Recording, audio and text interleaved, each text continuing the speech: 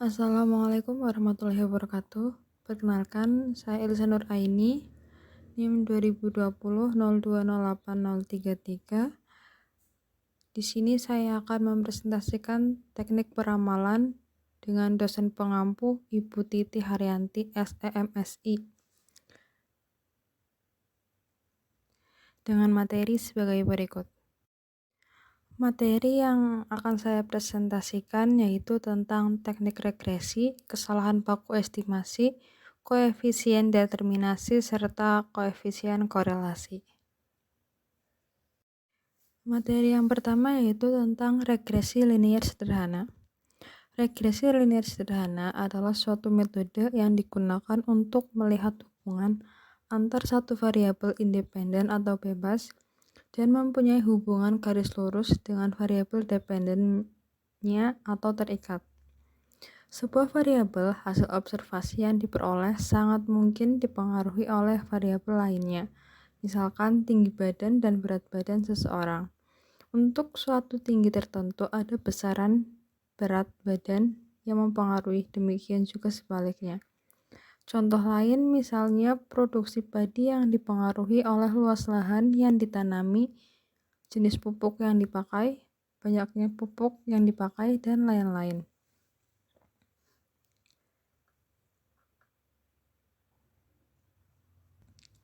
Yang selanjutnya itu cara mendapatkan garis regresi. Terdapat beberapa cara yang dapat digunakan untuk menentukan garis regresi, yaitu cara bebas atau freehand method. Yang kedua, menghubungkan dua titik yang terendah dan tertinggi. Yang ketiga, membagi data menjadi dua kelompok yang sama, kemudian masing-masing dicari rata-ratanya yaitu X1 dan X2. Dan yang terakhir, metode kuadrat terkecil. Variabel bebas dan terikat regresi linier berganda. Ada tiga, yaitu dependent variable atau variabel tak bebas atau Y, variabel yang nilainya ditentukan oleh variabel lain, diasumsikan bersifat random atau stochastic. Yang kedua, independent variable atau variabel bebas yang ditandai dengan X, adalah variabel yang nilainya ditentukan secara bebas atau variabel yang diduga mempengaruhi variabel tak bebas, diasumsikan bersifat fix atau non-stochastic. Yang terakhir yaitu syarat. Y berjenis data kuantitatif, X berjenis data kuantitatif. Yang selanjutnya yaitu atau kategorik. Tentang kesalahan baku estimasi. Kesalahan baku estimasi atau juga disebut selisih taksir standar regresi adalah nilai yang menyatakan seberapa jauh menyimpangnya nilai regresi tersebut terhadap nilai sebenarnya. Rumus kesalahan baku estimasi yaitu S, X, Y sama dengan akar dari sigma tertentu dalam kurung Y min Y aksen T kuadrat diasumsikan per N min 2, secara sistematik di mana Sx Y adalah kesalahan baku, Y sebagai variabel dependen, Y aksen T sebagai persamaan regresi, dan N adalah banyaknya sampel. Selanjutnya yaitu prosedur penting dalam regresi linier sederhana. Dalam prosedur regresi, hal pertama yang harus dilakukan adalah melakukan identifikasi model dengan menggunakan scatter plot atau diagram pencar yang berguna untuk mengidentifikasi model hubungan antara variabel X dan Y. Bila pencaran titik-titik pada plot ini menunjukkan adanya suatu kecenderungan atau tren yang linier, maka model regresi linier layak digunakan. Setelah itu, dapat dilakukan estimasi terhadap parameter model. Pada gambar tersebut adalah salah satu contoh grafik. Grafik tersebut merupakan contoh identifikasi model yang dilakukan dengan variabel X adalah umur mobil dan variabel Y adalah harga mobil. Ternyata titik-titik atau plotting data tersebut terlihat mengelompok di sekitar garis lurus dan scatter plot tersebut. Sebenarnya bisa ditarik beberapa garis yang dekat terhadap titik-titik tersebut. Yang selanjutnya yaitu model regresi linear sederhana, yaitu YI sama dengan beta plus beta 1 XI ditambah I sama dengan dalam kurung I sama dengan 1, 2, dan seterusnya hingga N. Di mana YI merupakan nilai dari variabel dependen pada observasi ke I, beta dan beta 1 merupakan parameter model, EI merupakan komponen error atau pengaruh variabel bebas lain selain variabel X. XI adalah nilai variabel bebas pada observasi ke I, dan N adalah banyaknya data observasi atau sampel. Dan tambahan atau not, beta dan beta 1 disebut koefisien regresi. Beta merupakan intercept dan beta 1 merupakan slope atau gradien garis yang menyatakan perubahan nilai Y untuk setiap kenaikan satu satuan X.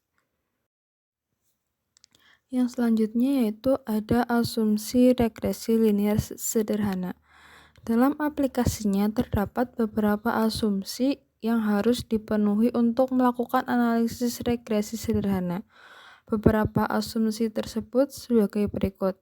Yang pertama yaitu YI atau variabel tak bebas atau dependent variable merupakan random variable bersifat stochastic.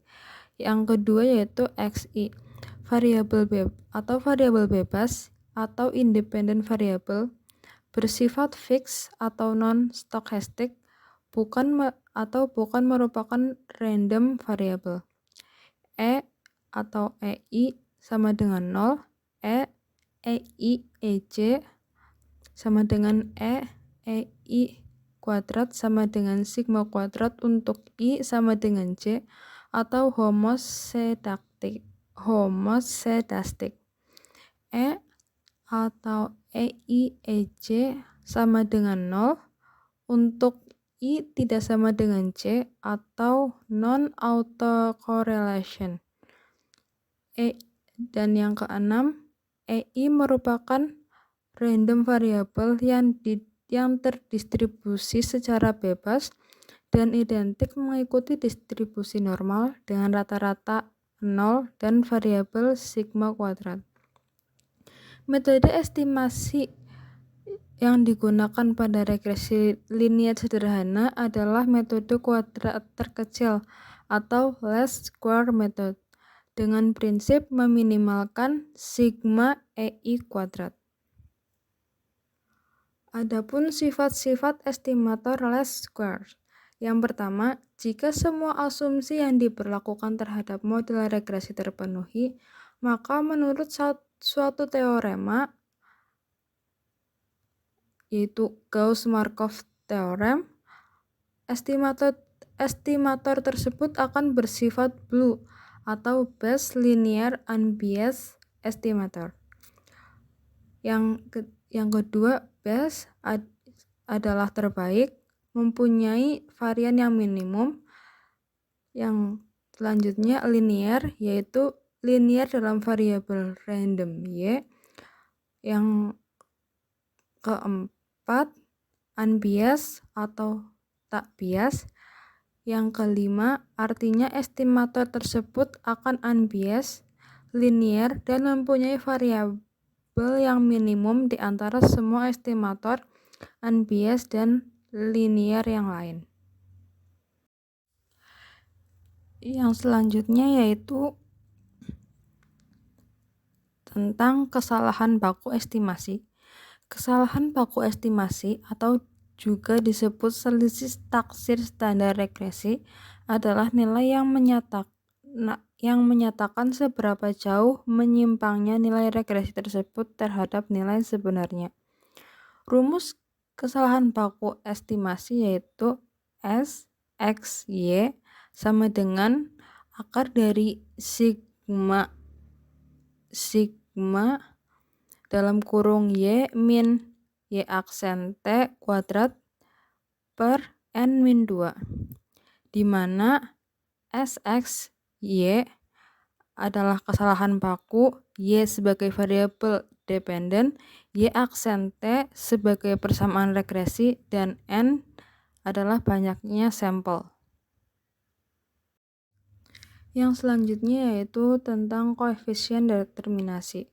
Koefisien determinasi sering diartikan sebagai seberapa besar kemampuan semua variabel independen dalam menjelaskan varians dari variabel dependennya. Secara sederhana, koefisien determinasi dihitung dengan mengkuadratkan koefisien korelasi atau R. Contohnya, jika nilai R adalah sebesar 0,8, maka koefisien determinasinya adalah sebesar 0,8 kali 0,8 sama dengan 0,64. Kemudian tentang koefisien korelasi. Korelasi sederhana merupakan suatu teknik statistik yang digunakan untuk mengukur kekuatan hubungan dua variabel dan juga untuk mengetahui bentuk hubungan antara dua variabel dengan hasil yang sifatnya kuantitatif. Kekuatan hubungan antara dua variabel yang dimaksud di sini adalah apakah hubungan tersebut erat, lemah, ataupun tidak erat, sedangkan bentuk hubungannya adalah apakah bentuk korelasinya linear positif ataupun negatif. Korelasi yang terjadi antara dua variabel. Berikut adalah jenis-jenis korelasi yang dapat terjadi antara dua variabel. Yang pertama yaitu korelasi positif adalah korelasi dua variabel.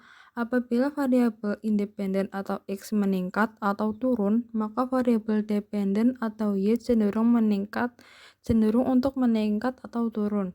Yang kedua yaitu korelasi negatif adalah korelasi dua variabel. Apabila variabel independen X meningkat atau turun, maka variabel dependen Y cenderung untuk turun atau meningkat. Yang ketiga, tidak ada korelasi terjadi apabila kedua variabel X dan Y tidak menunjukkan adanya hubungan. Yang keempat, korelasi sempurna adalah korelasi dari dua variabel yang benar-benar terjadi. Koefisien korelasi sederhana. Untuk mengetahui hubungan antara dua variabel, maka cukup melihat nilai dari koefisien korelasi. Koefisien korelasi atau R merupakan indeks atau bilangan yang digunakan untuk mengukur keeratan hubungan antar variabel. Rumus dari koefisien korelasi yaitu R sama dengan N sigma XY min sigma X sigma Y per akar dari dalam kurung N sigma X kuadrat dikurangi dalam kurung sigma X kuadrat dalam kurung N X Y kuadrat dikurangi dalam kurung XY kuadrat, di mana X adalah variabel independen, Y adalah variabel dependen, N adalah banyaknya sampel dengan nilai dari R antara min 1 dan 1 atau min 1 kurang dari sama dengan R kurang dari sama dengan 1. Interval keeratan korelasi antar variabel. Untuk mengetahui hubungan yang terjadi antara dua variabel, apakah terjadi hubungan sempurna, kuat, lemah, atau tidak ada hubungannya, berikut diberikan interval-interval yang menyatakan keeratan hubungan antar variabel. Yang pertama, R sama dengan 0, artinya tidak ada korelasi. Yang kedua, 0 kurang dari R kurang dari sama dengan 0,20, yaitu korelasi sangat lemah sekali. Yang ketiga, 0,20 kurang dari R kurang dari sama dengan 0,40, korelasi lemah sekali. Yang keempat, 0,40 kurang dari R kurang dari sama dengan 0,70, yaitu korelasi yang cukup kuat. 0,70 kurang dari R kurang dari sama dengan 0,90, yaitu korelasi yang kuat. Yang keenam, 0,90 kurang dari R kurang dari sama dengan 1 adalah korelasi sangat kuat. Yang terakhir, R sama dengan 1, yaitu korelasi yang sempurna. Terima kasih. Sekian presentasi dari saya. Jika ada salah kata, saya mohon maaf. Wassalamualaikum warahmatullahi wabarakatuh.